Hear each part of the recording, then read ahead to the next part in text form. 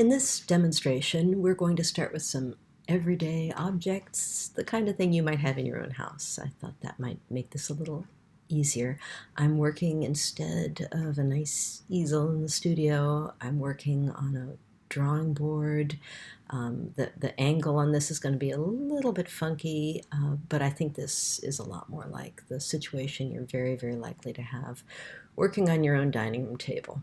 And I have light coming in from a window on the right, and sort of a strange angle on the drawing, but this way you can see both the objects that I'm drawing and the drawing that I'm making. And this is that 30-second explosion that I'm imploring you to start with on this first week's fast gesture drawings. Now I'm switching to a charcoal pencil for the line, and you can see the first thing I'm attacking is this really obvious negative shape inside the handle of the pitcher.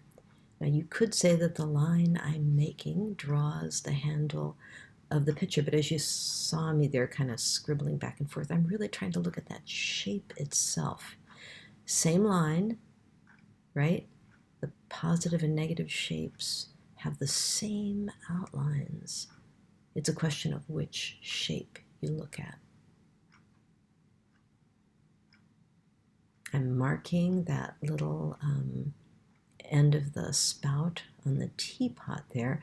It overlaps the pitcher, and I'm using the side of the pitcher itself to position it, to get it in the right place. I'm looking to see how high up the side of the pitcher that little point is. You can pick any point, but I hope that you have overlapped your objects.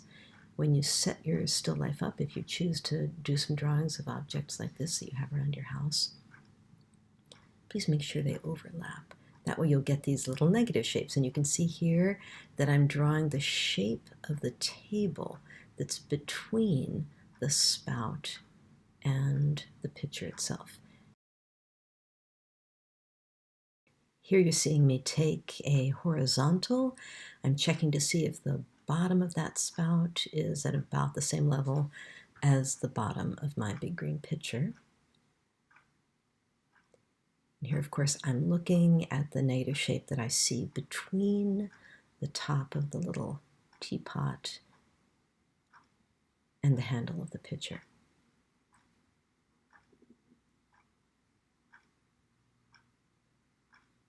Checking those negative shapes first helps me to get the positive shapes right.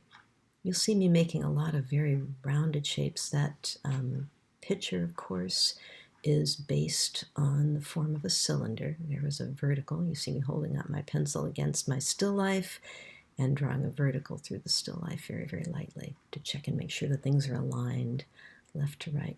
But as I was saying, these ellipses that I'm drawing here are an artifact of that cylindrical form of the teapot.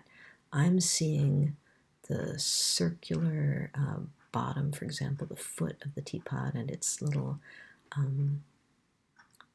lid and so forth, as very, very close to circles because they're so far below my eye level.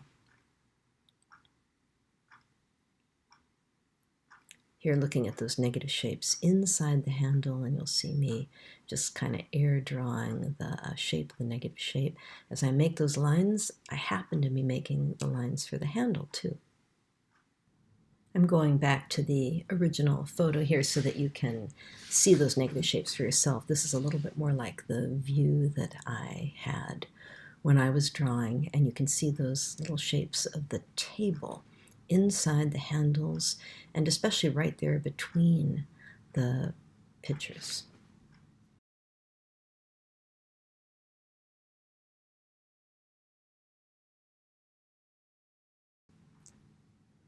So back in the drawing, I'm using the pencil to clarify. I'm indicating where I might put some of those little decorations, firming up the edges of things, obviously just the way that you have done in some other drawings. You'll see me here going from that violin grip to the grocery list grip or math problem grip, whatever you like to call it. I tend normally to use the pencil more like the violin bow. Here I'm correcting the position of that shadow that I originally drew on the side of the picture. Now I know exactly where the point of that teapot's spout is, and I can see that the shadow should be more behind it. And no problem, I will take that original shadow that I drew and turn it into a little reflection of the teapot there. Drawing myself another shadow. You can see a little bit of shadow on the lower right of the green pitcher.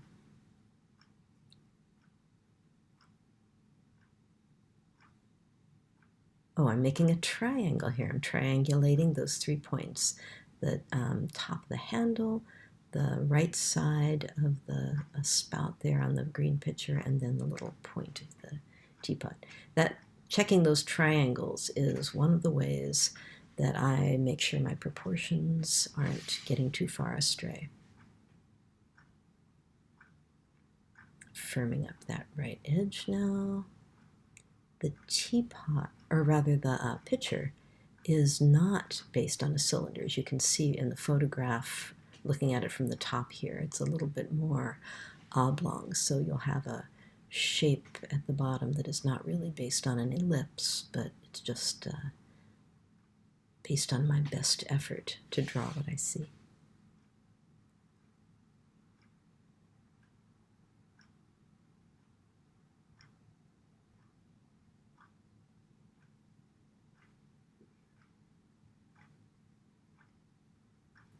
Correcting the position of the top here. You are so welcome to scrub through this part. I think it's much more interesting to draw than it is to watch someone else draw. Even a rapid drawing like this is pretty tedious to watch being born, so I can hardly stand it myself, so feel free to scrub through this part here.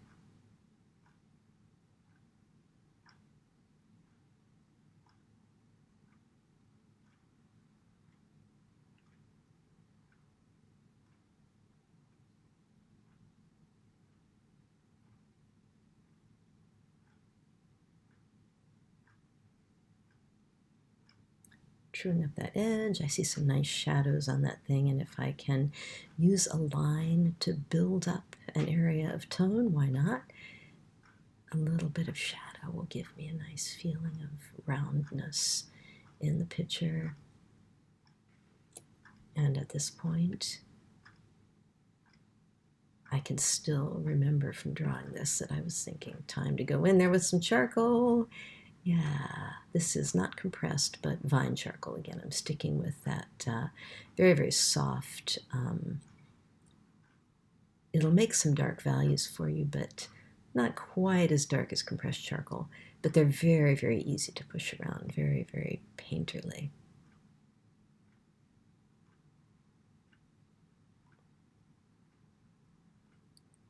And this widening of my value range here at the end of the drawing is going to give me, I hope, a more powerful feeling of 3 dimensions, which is what I'm after here.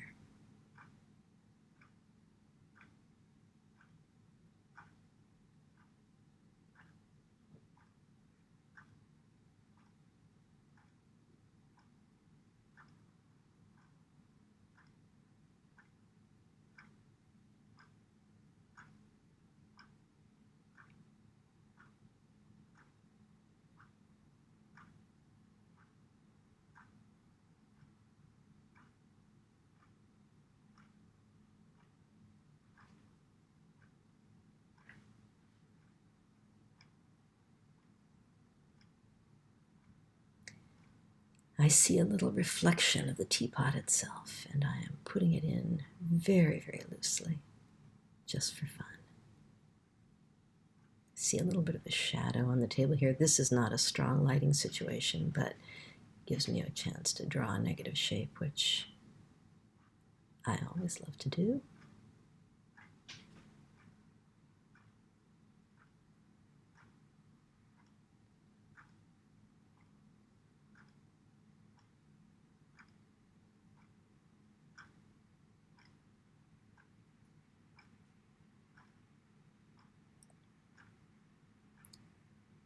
Bringing my pencil in here to, and you can see I'm using it with the normal pencil grip here, and now I've switched back to what I call the violin grip.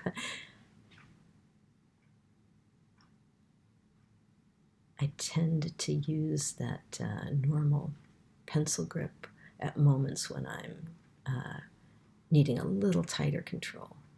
But it's a tight grip, and I like to draw with looseness and energy, so I save it for when I really need it. Here I'm firming up the values, the darks and lights of that handle. I'm noticing that the shadow, which is on the outside of the handle, up at the top, turns and ends up on the inside of the handle as it goes down.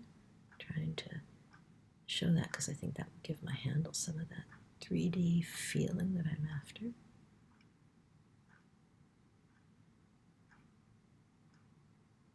Again, clarifying an edge, doing things with my pencil that my charcoal is just a little too big to help me do.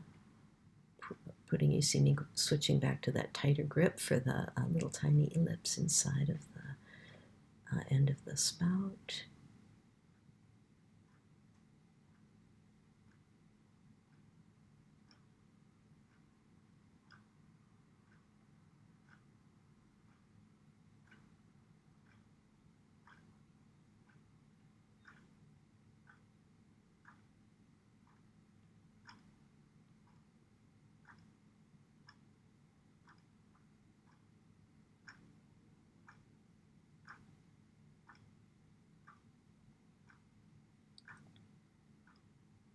Adding some value contrast here to that nice cobalt blue lid, trying to leave a few little white spots there to give an indication of some of that shininess. And we're about there with this. I think I'm just going to have a little fun with the pattern on the bottom of the teapot. And there you have it. This was meant to be a 10-minute drawing. I think it came out a little more like 11 or 12, but vigorous gesture charcoal drawing. Done on my dining room table with objects I had at hand. I hope you'll have fun doing the same.